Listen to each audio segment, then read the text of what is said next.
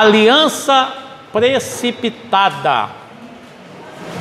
Então podia até ser assim, melhor: cuidado com as alianças precipitadas. Mas o que é algo precipitado? É algo que você faz sem reflexão, você faz por impulso, você faz por emoções, e você faz quase sempre sem consultar a Deus.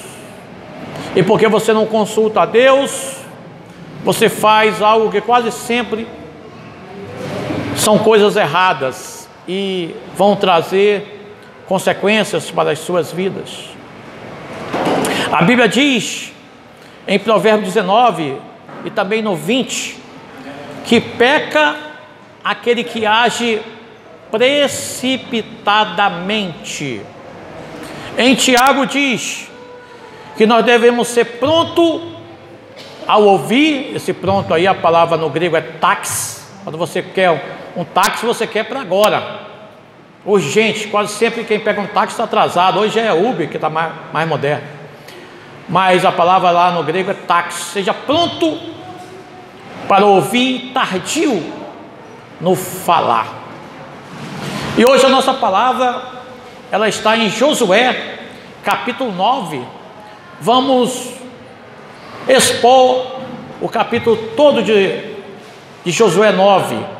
O livro de Josué é importante, primeiro, porque foi em Josué que as promessas de Deus se materializaram, se cumpriram. Deus prometeu ao seu povo a dar uma terra que manaria leite e mel, uma terra abençoada, uma terra próspera. Está muito alto o microfone. Uma terra abençoada, uma terra próspera. E Deus começou a entregar essa terra em Josué. Nós sabemos que Moisés é o libertador, é o líder. Agora está melhor. É o líder que Deus usou para tirar o povo do Egito. Mas quem entrou na terra, quem tomou posse da terra foi Josué, general, grande general, comandante de Israel foi Josué. Ele que entrou na terra prometida. Então quando nós lemos, quando estudamos o livro de Josué, nós estamos ali observando, vendo as promessas de Deus se cumprirem na vida ali de Israel. Diga amém. Mas antes, como eu sempre faço, eu quero lhe contextualizar. Desde de Gênesis, Êxodo, Levítico, Números, Deuteronômio, Deus advertiu. Quase sempre ele dizia: quando entrarem na terra, não façam aliança com o povo da terra, porque o povo é um povo mau, é um povo que tem costumes errados, era um povo idólatra, possuía vários deuses, tinha costumes terríveis. Os cananeus, que nós vamos ministrar sobre eles hoje, os cananeus tinham um defeito muito horrível, que era sacrificar crianças ao deus Moloque. E daí vem a palavra Moleque. Mas o deus Moloque, ele recebia adoração de crianças, e ele era feito com os braços estendidos. As mulheres colocavam as crianças nos braços desse deus, e aí colocavam uma espécie de fogo no seu ventre, e aí ele queimava a criança, e era uma adoração. Também muitas vezes se dava uma marretada nas crianças. Os cananeus tinham ainda outra prática horrenda, que era, além de vários deuses, nas adorações desses deuses estranhos, falsos, tinha muita prostituição,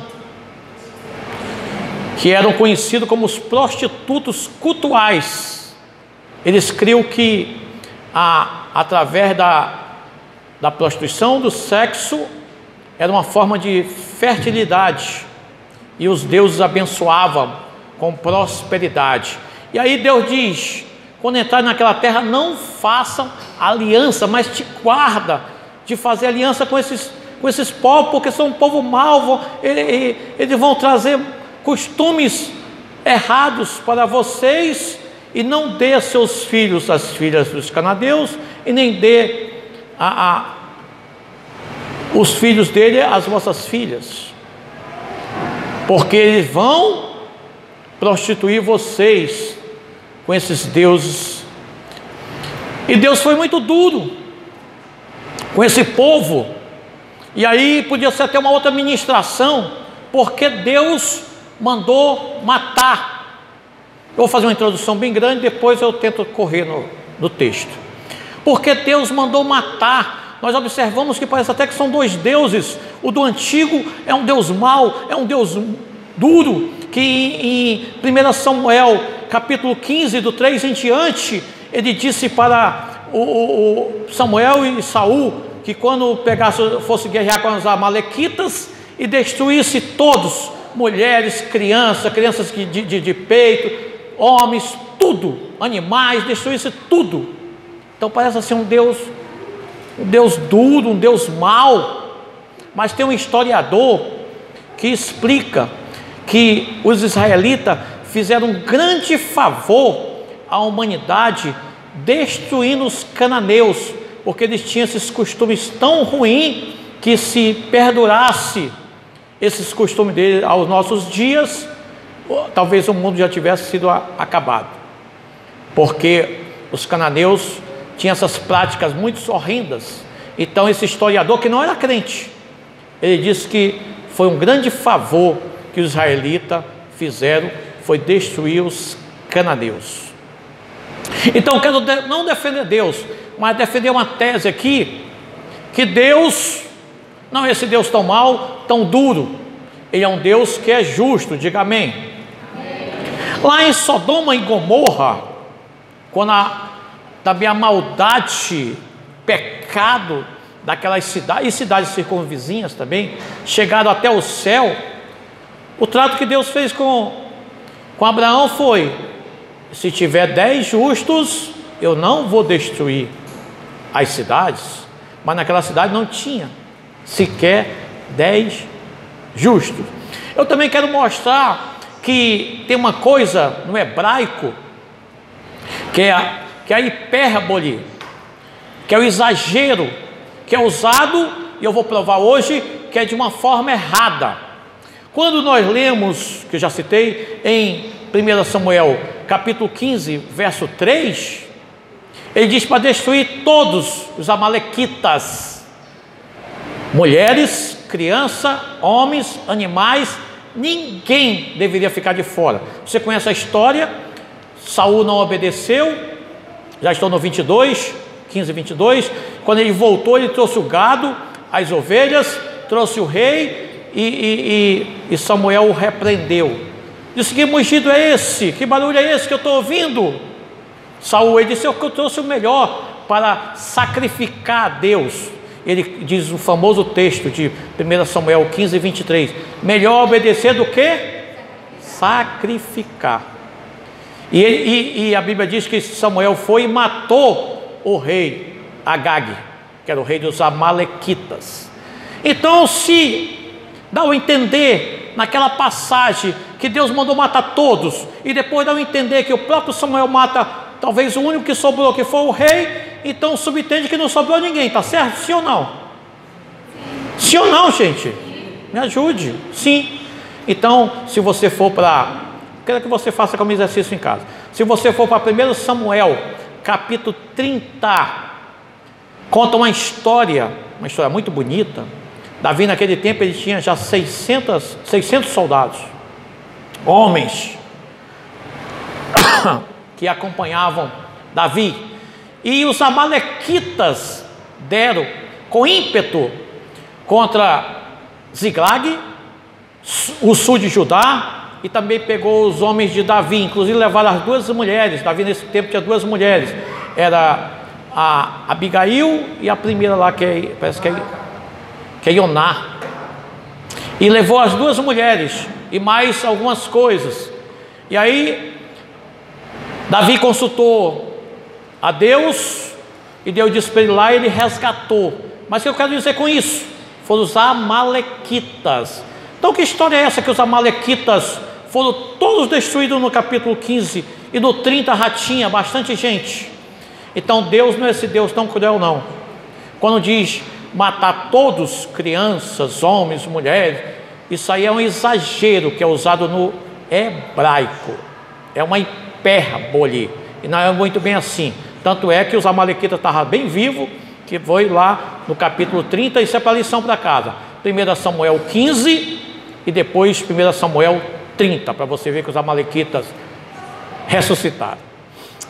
Ok, ainda dentro do contexto, Deus também deu uma ordem a Josué. Isso está em Números capítulo 27, do 18 em diante. Josué, antes de tu entrares numa guerra, primeiro ele pediu para que Moisés ungisse Josué como substituto, ali como general, comandante, e disse: Josué, antes de tu entrares numa guerra, consulta a Deus pelo sacerdote Eleazar, que era filho de Arão, sumo sacerdote, através do juízo do Urim e do Tumim. Diga Urim, diga Tumim, diga o que é isso? Eram duas pedras que ficavam no peito do sacerdote, do sumo sacerdote, no peitoral, e essas pedras tinham significados. Os teólogos não sabem explicar muito bem, mas de certa forma ela dizia sim ou não. Eu não sei como ela dizia, ninguém sabe. Alguns dizem que ela sentiu uma luz, até porque Urim significa luz, fogo ou brilho, e Tumim significa perfeição. Então o brilho de Deus na perfeição, isso que significa Urim e Tumim. E de certa forma o sacerdote consultava e Deus respondia. Mas o certo que eu quero chamar a atenção, que em Números 27, 18 em diante, Deus alertara a Josué: antes de entrar numa guerra, consulte a Deus. Antes de você tomar uma decisão importante, melhor é consultar a Deus. Diga amém. Porque depois que nós agimos precipitados, não consultamos ao Senhor e entramos muitas vezes numa aliança errada, eu quero dizer para você que Deus ratifica a aliança. Diga misericórdia. Porque o que se ouve muito, vou já entrar no texto, tá? Não esqueci do texto não, é Josué 9. O que se ouve muito é assim: ah, pastor, eu acho que essa mulher ou esse homem, né? Depende de quem está no gabinete, se é mulher ou se é homem. Não é mulher da minha aliança não, porque eu era muito novo. Eu era apenas um jovem, uma jovem, e me casei e não entendia nada. Então eu posso sim me separar. É errado. Em Malaquias 2, 13 e 14, Deus diz assim para você: porque eu sou a testemunha fiel entre ti e a mulher da tua mocidade, o qual tu foste desleal. Diga misericórdia. Mas agora nós vamos para o texto de Josué. Nós vamos ler Josué todo, 9 todo. Nós vamos ler de 5 em 5 para o negócio ser bem dinâmico. Josué capítulo 9, vamos ler do 1 a 5, depois do 6 a 10 e assim vai. Pode ler. E sucedeu que todos os reis que estavam além do Jordão, na região montanhosa, na baixada e em toda a costa do grande mar, defronte do Líbano, sim, os reis dos heteus, dos amorreus, dos cananeus, dos perezeus, dos heveus e dos jebuseus souberam disso. e de comum acordo ajuntaram-se para batalhar contra Josué e contra Israel. Já foi até o 5. Versículo 3.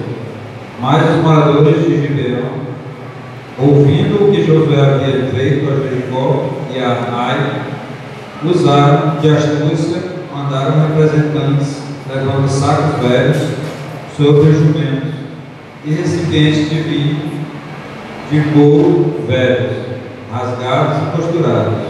5. Traziam sandálias velhas e remendadas nos pés, trajavam roupas velhas, e todo o pão que traziam para o caminho era seco e duro. Então o que acontece até aí é o seguinte: quando os povos daquela terra, porque Deus prometeu uma terra, mas a terra estava ocupada, não era assim só chegar e tomar posse da terra, não. A terra estava ocupada. Eu digo mais, na terra tinha gigantes, diga misericórdia, mas tinha promessa de Deus, diga amém.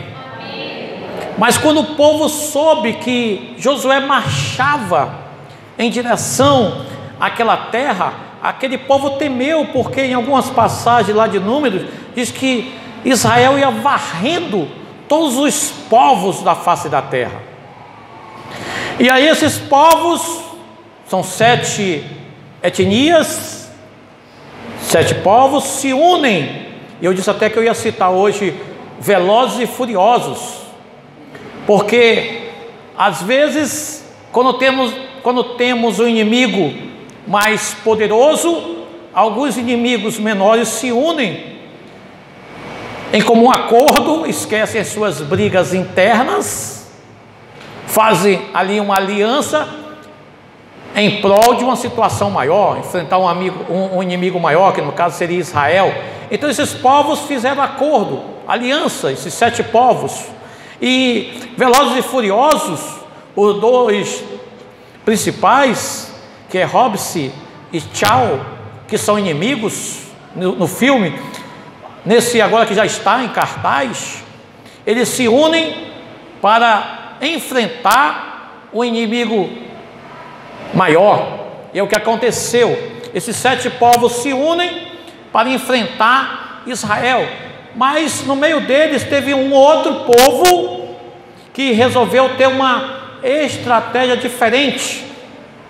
Eles disseram: olha, Israel vem varrendo, vem derrotando tudo, é Josué que é o general, mas Deus é que vai na frente, diga amém. E Deus não perde uma batalha, e todo mundo está sendo derrotado. Vamos fazer uma estratagema. E que eles fizeram? Estou falando dos gibeonitas, diga gibeonitas. Gibeonita significa pequeno monte.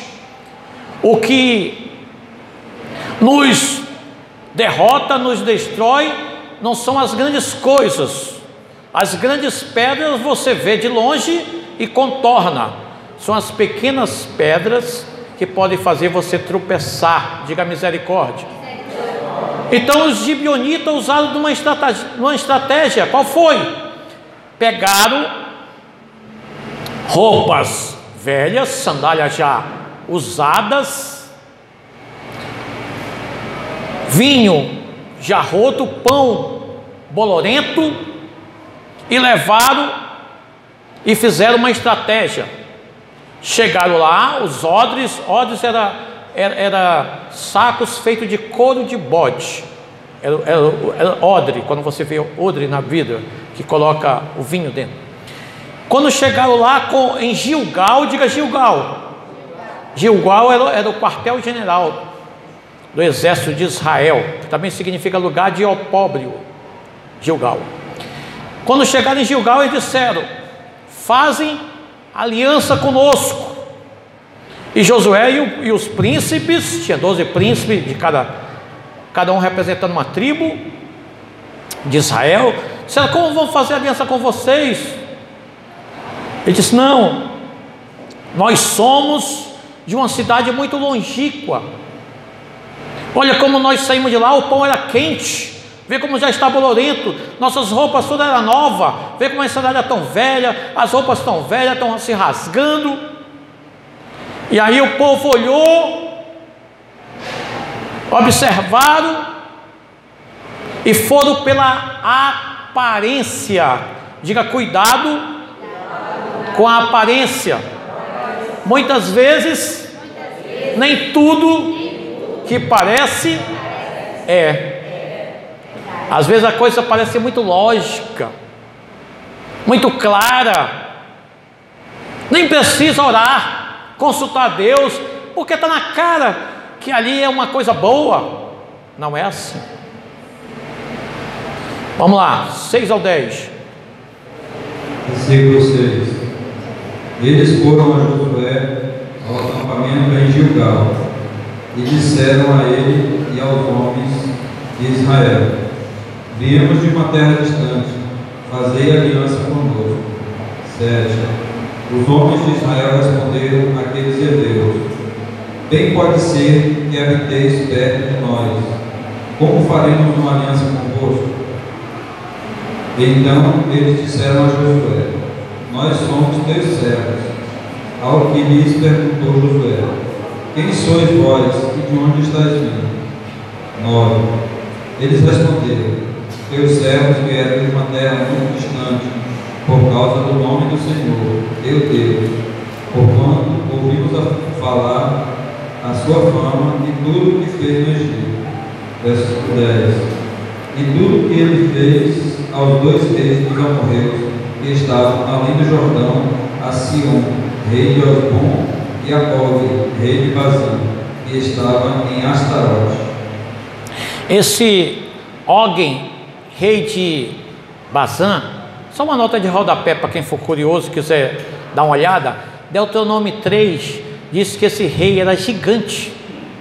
A Bíblia faz questão de citar a cama desse rei. Ela tinha 4 metros de comprimento por 1,80 m de largura. Esse Og, rei de Bazã, era um gigante, mas só uma nota de rodapé. Então eles chegaram e pediram aliança. E Josué, desconfiado: de onde que vocês vêm? Quem sois vocês? Não, uma terra muito longínqua. Vê como isso aqui saiu, estava tudo novo e hoje está tudo já velho, estamos cansados e etc. E eles disseram também que nós seremos teus servos, nós vamos te servir. Observe uma coisa interessante: Israel, eles eram servo de Faraó no Egito, e agora eles, sem pensar, sem consultar a Deus, ele diz: poxa, de servo agora nós vamos passar para Senhor. Que Deus maravilhoso, né? Só pode ser coisa de Deus isso. E além do mais, eles trouxeram presentes, trouxeram jumento cheio de presentes, ficaram de olho nos presentes, ficaram empolgados. Agora eles vão ser nossos servos, agora eles vão nos servir, e esqueceram lá de Josué, de Números 27, 18, como eu já citei. Antes de entrar numa guerra, antes de fazer uma aliança, consulte a Deus. Então eles foram sendo levados pela conversa, pela a estratégia dos presentes, dos argumentos, de querer ser servo. Elogiaram o Deus de Israel. E aí eu falo agora para as pessoas que são, se bem que quase não tem, os solteiros: cuidado quando você estiver namorando com a moça ou com o moço, ele começar a se interessar pelo seu Deus, começar a querer ir para a igreja. Será se ele está convertido, ou ele está convertido a você? Que Deus maravilhoso, que Deus que venceu, está fazendo tudo, está sendo uma bênção na vida de vocês. Nós queremos também esse Deus. Será se querem mesmo? Será se é verdade mesmo? E aí, cuidado com as alianças precipitadas, mesmo que pareça óbvio, mesmo que pareça uma bênção de presente, bênção de querer lhe servir. Cuidado. pode ser uma estratégia, pode ser uma armadilha. E atenção, antes de passar para o outro versículo, nós vamos ler agora, esse eu vou fazer questão de ler, Deuteronômio, capítulo 20, do 10 em diante. Atenção, quando, só procura aí, encontra aí, depois a gente volta para o texto. Deuteronômio, capítulo 20, do 10 em diante, só deixando um ponto aí. O que acontece? O inimigo, ele conhece a palavra. Nós lembramos que em Mateus capítulo 4, quando Jesus iria iniciar o seu ministério, e aí ele faz um jejum de 40 dias, e Satanás aparece. Verdade que ele é levado no deserto para ser tentado por Satanás pelo Espírito Santo. É o Espírito Santo que levou Jesus. Preste bem atenção. Mateus 4, ali em diante, capítulo 4. E aí Satanás foi tentar Jesus e pediu para que Jesus transformasse pedra em pão, porque após 40 dias Jesus estava com fome. Jesus disse: não só de pão viverá o homem, mas de toda a palavra. Aí Satanás disse: se ele usa a palavra, eu vou usar a palavra. Então te atira daqui, levou para outro lugar. Te atira daqui, porque também está escrito, usou o Salmo 91, porque a teu respeito dará ordem aos anjos para que tu não tropeces nenhuma pedra. Satanás conhece a palavra, diga misericórdia. Então esses inimigos também de Deus, inimigo de Israel, os gibeonitas, também conheciam a palavra. A estratégia que ele usou: nós somos de um povo, de uma nação longínqua, muito distante, porque quando Deus falou, chamou Josué, ele disse: se a nação fosse distante, eles podiam ter paz. É o que nós vamos ver agora. E foi justamente conhecendo a palavra, e ele usaram a palavra, e aí apareceu mais claro: se usou a palavra de Deus, cuidado, que o diabo também conhece a palavra, diga misericórdia. Então vamos lá, Deuteronômio capítulo 20, do 10 até mais ou menos 18, até eu digo amém, quando chegar lá. Pode ler corrido. Quando te aproximares de uma cidade para combatê-la, tu lhe procurarás a paz. Se ela te responder em paz e te abrir as portas, todo o povo que ali se achar será sujeito a trabalhos forçados e te servirá como escravo. Mas se ela, pelo contrário, não quiser a tua paz, mas a guerra, tu a sitiarás, e assim que o Senhor, teu Deus, a entregar em tuas mãos, passarás ao fio da espada todos os homens que nela houver. Mas tomarás todo o despojo, as mulheres, as crianças, os animais.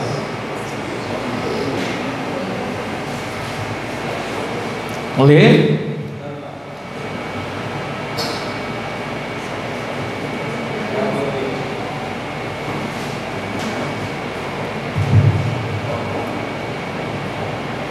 Que houver na cidade. Desfrutarás do despojo dos seus inimigos, e o Senhor teu Deus te deu. Assim farás a todas as cidades que estiverem mais longe de ti, que não são cidades destas nações. Amém, até aí. Assim te farás em todas as cidades que estiverem longe de ti. Aí depois ele diz que não precisa mais ler, mas quanto àquelas 7 nações, aquelas que estavam em Canaã, os cananeus, era para destruir completamente. Mas se fosse de uma cidade distante, podia fazer o quê? Isso mesmo, todo mundo está prestando atenção, né? Podia fazer paz, aliança. E o povo dos gibeonitas disseram que eles eram de longe. Você está entendendo? Diga amém. Usaram uma estratégia, uma mentira. Vamos avançar, agora sim. Agora volta para Josué 9, agora é do 11 a 15, né? Amém. Por isso, os nossos anciãos e todos os moradores da terra nos falaram: ajudai provisão para o caminho e ide ao encontro deles e dizeis: nós somos vossos servos, fazei agora uma aliança conosco. Este nosso pão, no dia em que saímos para vir ao nosso encontro, nós o pegamos quente em casa para a nossa provisão, e agora aqui está, já seco e duro. Estes recipientes de couro que enchemos de vinho eram novos, e aqui estão velhos, e esta roupa e nossas sandálias já envelheceram em razão do caminho que ser longo. Então os homens de Israel avaliaram a provisão deles e não pediram conselho ao Senhor. Assim, Josué fez uma aliança de paz com eles, prometendo poupar-lhes a vida, e os líderes da comunidade lhes prestaram juramento. Amém. Então, eles usaram o argumento, o qual já falamos: roupas, objetos, tudo envelhecido, usados, em função da longa jornada, de uma viagem muito distante, pedindo paz, levaram presente, se declarando como servos de Israel. Eles observaram o óbvio e fizeram aliança, juramento perante Deus. Diga misericórdia. E a Bíblia diz aí no 14: não consultaram a Deus, porque parecia tão claro, era tão óbvio, era uma bênção tão grande, um povo querendo ser escravo, um povo trazendo presente, um povo querendo servir, e fizeram aliança, juramento perante Deus. E uma aliança, como diz em Gálatas 3,15, uma aliança, embora meramente humana, uma vez feita, que ninguém lhe tire ou acrescente coisa alguma, porque Deus ratifica a sua aliança. Diga misericórdia. Toque no irmão do seu lado, diga: cuidado com as alianças precipitadas. Amém. Vamos avançar. 16 até o 20.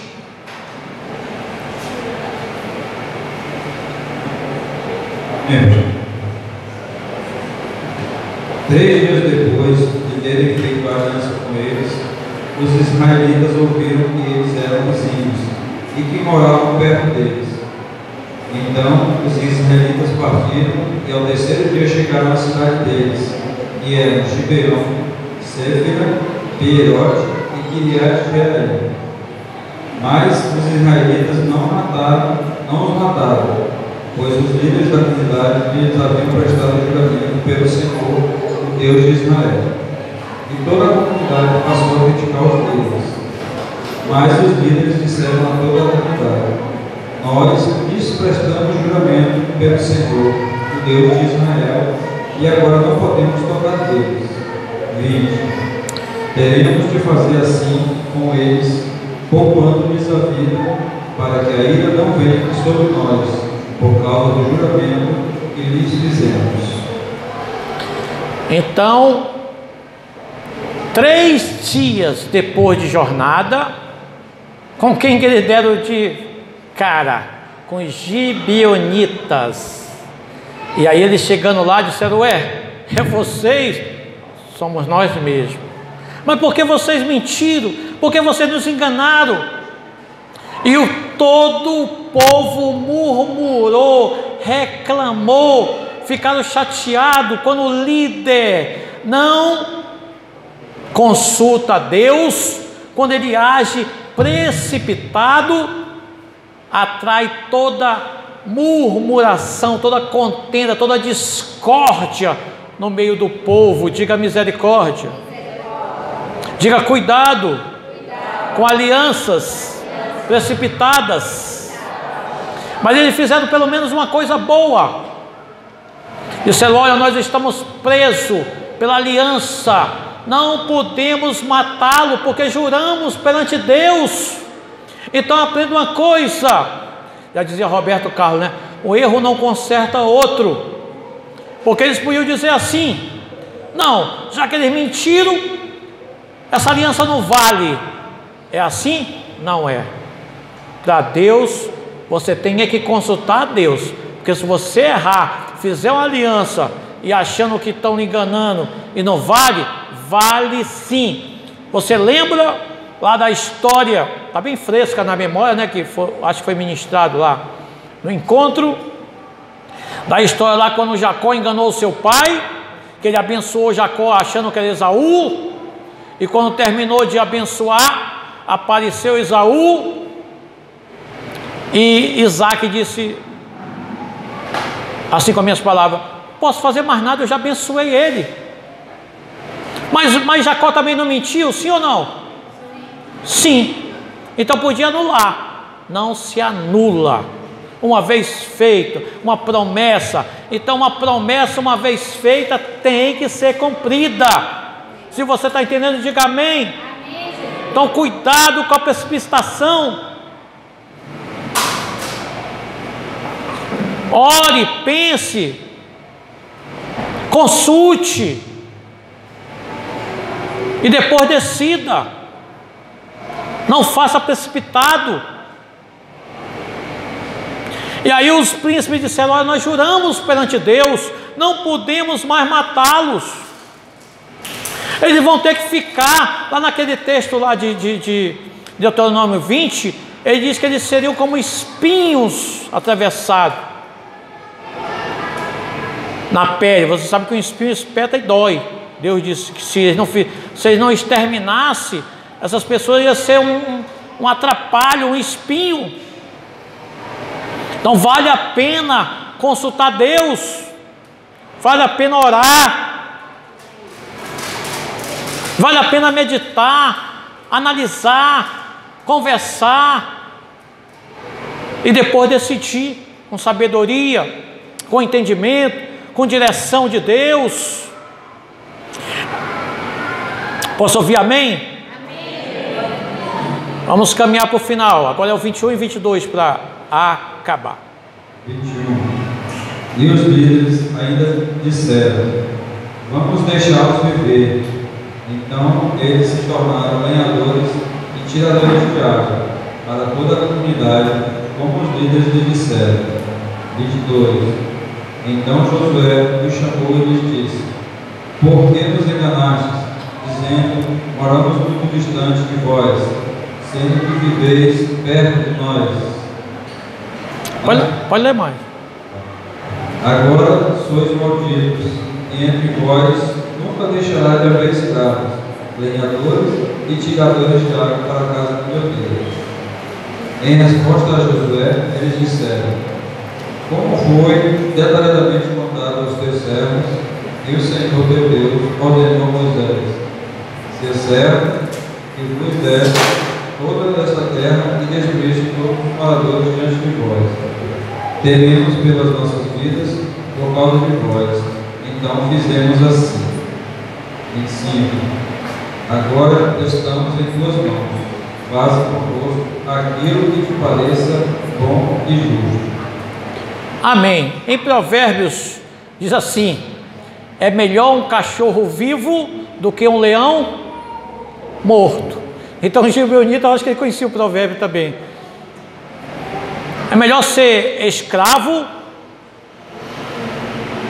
lenhadores, tiradores de água, do que morrer.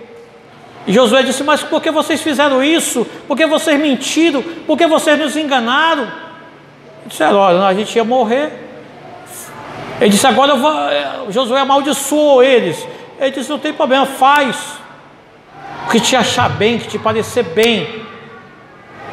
E graças a Deus que o Senhor transforma maldição em bênção. Diga aleluia.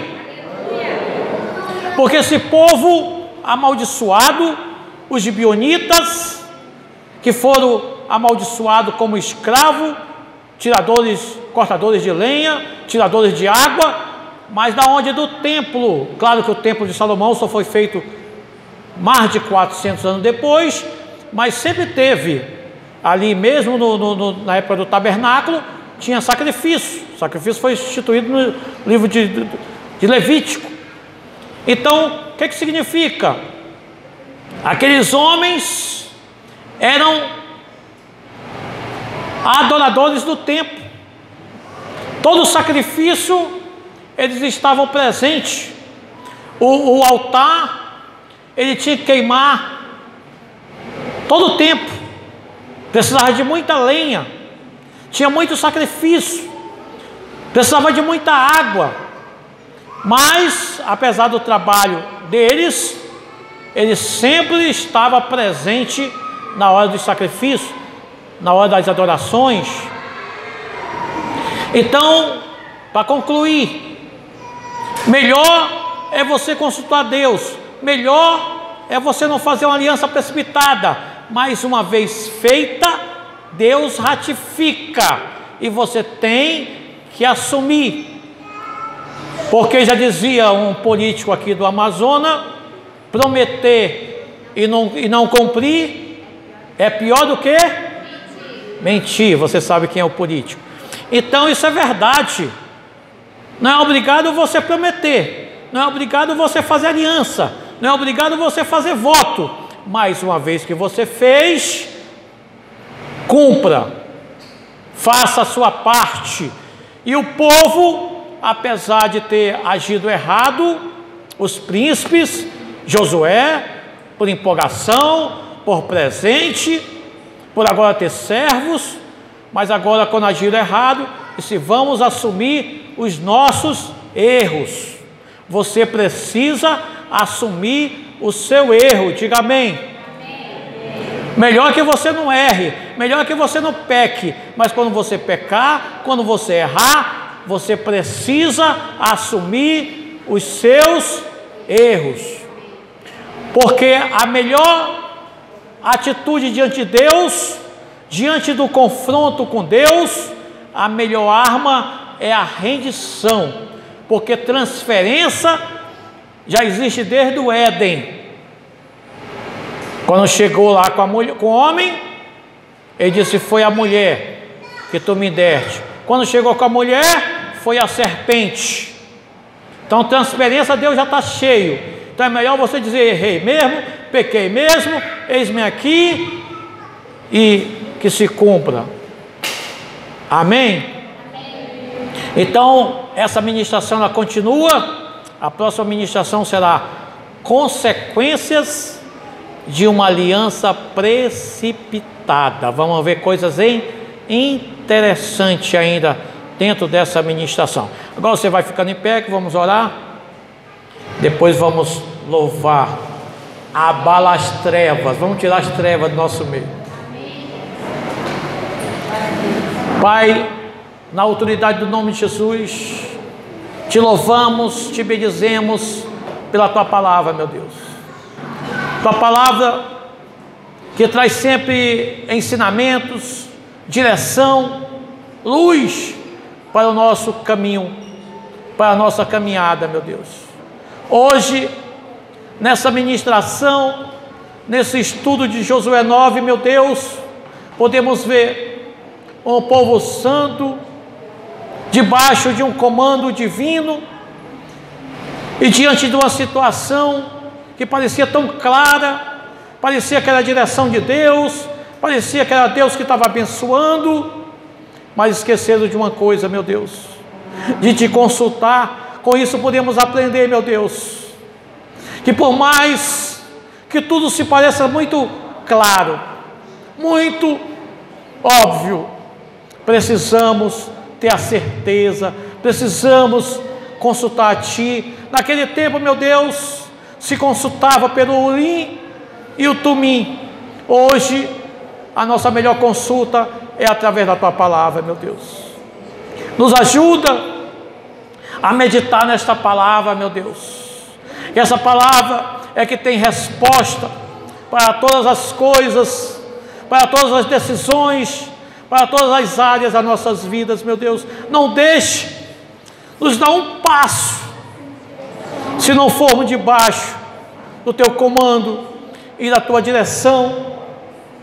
Por isso, meu Deus, Josué, um comandante, um general, que fez algo tão tremendo, meu Deus, foi acometido nessa falha, meu Deus, ali quando ficou olhando para os presentes, olhando para um povo que queria lhe servir, como foi ministrado, de servo, agora Senhor, parecia uma bênção muito grande, meu Deus. E aí eles não te consultaram, fizeram uma aliança precipitada com os gibeonitas, e depois de 3 dias, descobriram que eram os vizinhos, meu Deus, e ficaram, todo aquele que faz uma aliança precipitada, muitas vezes fica impedido de cumprir a tua palavra, meu Deus, de cumprir os teus mandamentos, as tuas ordens, os teus estatutos, os teus princípios, os teus decretos, porque o decreto do Senhor para aquelas nações era que deveriam ser todos destruídos, porque seriam como espinho, seria como atrapalho, seriam como pessoas que iam trazer desvio da conduta, da ética, da moral, dos bons costumes, iam fazer desviar Israel, meu Deus. E aí, quando não te consultamos, quando agimos precipitadamente, como diz a tua palavra, que peca aquele que age precipitadamente, deixamos de cumprir a tua palavra, meu Deus, e quando deixamos de cumprir, sempre vai trazer consequências. É o que veremos na próxima ministração, consequências terríveis, onde o povo de Deus teve que entrar numa guerra, porque agora teve que entrar numa guerra que não era sua, porque tinha aliança com os gibeonitas. Quando lá na frente, 400 anos depois que vamos ministrar, meu Deus, ali houve uma grande escassez, uma grande fome em Israel, 3 anos de fome seca, morte, gado, porque deixaram de cumprir a aliança que Deus ratificara, meu Deus. A aliança, mesmo depois de 400 anos, ainda continua valendo, meu Deus. Por isso nos livra, nos guarda, nos protege, não deixa que venhamos a cometer, meu Deus, esses deslizes de fazer algo, meu Deus, precipitado, de fazer algo sem te consultar. Fazemos da oração de Moisés as nossas orações, não nos faça arredar o pé, dar um passo, se o Senhor não for conosco. Mas obrigado, porque esse Deus que vai conosco, não vai só conosco, mas passa adiante de nós, consertando os caminhos tortuosos, apanhando as veredas e nos dando a vitória. Muito obrigado pela tua palavra, em nome de Jesus e para a glória de Jesus. E você diz amém e aplaude o Senhor bem forte. Aleluia.